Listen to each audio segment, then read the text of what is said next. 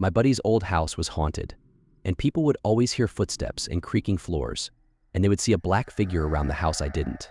One night, we were all over, and my friend who lives in the house dared someone to go into the basement. Being the only one who didn't see HET, I was fully willing to go to the basement. I got down there and waited for about 2 minutes. Then, when I was about to get out of the basement, I saw a shadow in the corner of my left eye. I snapped to my left and saw a large, dark figure. Like not black, it seemed devoid of anything or any presence other than the cold that came over my body. As soon as I saw it, my hairs jumped to a stand on my neck. I froze, just staring at it. The feeling was surreal. I can't put it into words at all.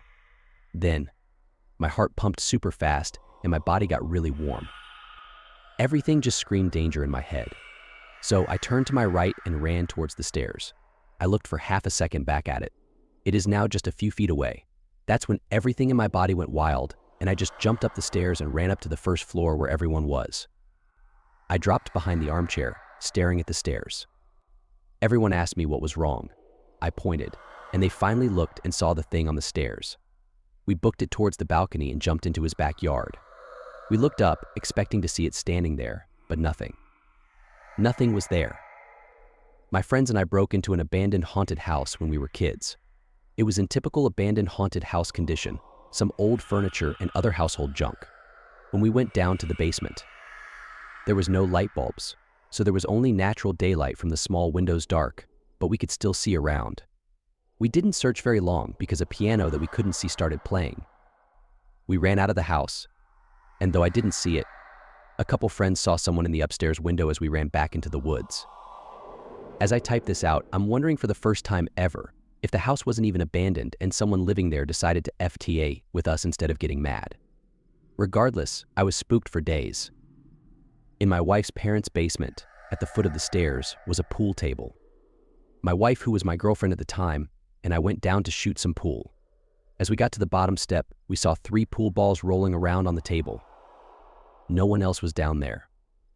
I was sitting in the basement in my old house. I watched the door to the unfinished part open on its own, and the light turned on.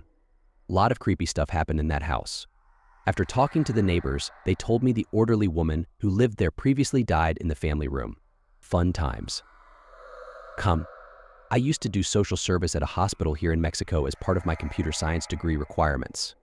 Most of the time, we were doing little tasks like cleaning computers or checking the internet, the boring jobs the actual workers didn't want to do. One day, the manager wanted us to change the cables located in the basement, so 2 other students and I went down the basement with ladders to remove and replace all the old Ethernet cable. Now, the thing about hospitals in Mexico is that as long as the infrastructure works, it's the same decade after decade, no renovations, and it shows. The basement, while well lit and clean, was really old. So we were assigned a different hall and started with the job. About 2 hours into it, one of the students came running, looking mortified, and asked me what's wrong. I just looked confused and asked him what he meant, and he said he heard a man yelling for help and thought I had had an accident. We checked with the other student, and she said that she hadn't heard anything. We finished the job and told the manager about it later. He just said, "Oh, you met the basement ghost." This actually happened last night. I woke up and saw my dog scratching himself on the floor next to my bed. I called his name and told him to get on the bed, but he just sat there scratching. I called out to him again and again. He just sat there, scratching his head furiously. I used a sterner voice, hoping to get his attention.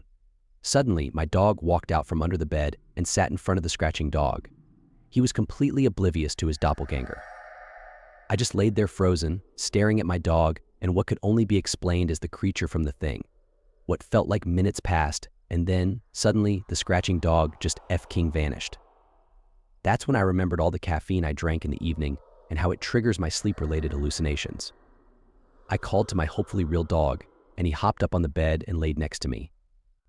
I struggled to fall back asleep, thankful I didn't have a full-blown episode of sleep paralysis. I got called out on a job to clean out a hoarder's house. The basement looked like it was an insane asylum that a serial slayer moved into.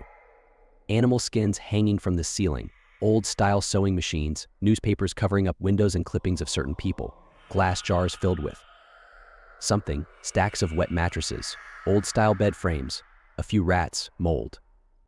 When I was younger, we had a family friend who collected ancient Chinese artifacts and antiques. They had a room in their finished basement where they kept all of the items on display. Their prized possession was some sort of gold burial shroud from a king or emperor, supposedly. That room was always colder and creepier than the rest of the basement. You always felt like someone was behind you, a little too close, watching you from the corners.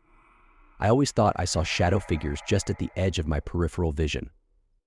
I didn't really think much of it at the time, but my friend's basement flooded during a sleepover. We noticed it happening and decided to wade through it because this is totally better than a pool. We could have literally gotten shocked because her dad had all this mechanical and electrical equipment down there. Never mind the tetanus hazards. Our 9-year-old brains freaked out because the washer, dryer, or something around it was making horrible noises, and we ran out of there screaming and were admonished by her parents. Thinking back on it is even more creepy because Pennywise could have totally been lurking.